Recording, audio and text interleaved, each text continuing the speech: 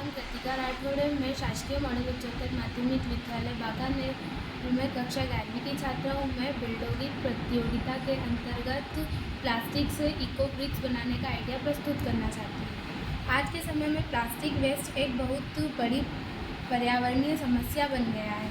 इस परियोजना में प्लास्टिक को गर्म करके रेत या मिट्टी के साथ मिलाकर मजबूत और वाटरप्रूफ ईंटें बनाई जा सकती है। इससे कई फायदे होंगे, जैसे पर्यावरण में प्लास्टिक प्रदूषण कम होगा, प्लास्टिक वेस्ट का पुनः उपयोग करके योग्य सामग्री का निर्माण करना होगा। इसके लिए आवश्यक सामग्री होगी छोटे छोटे प्लास्टिक के टुकड़ों को गर्म करके उसे मिट्टी या रेत में मिलाकर उससे किसी सांचे में डालकर उसकी ईंटों का निर्माण करना होगा।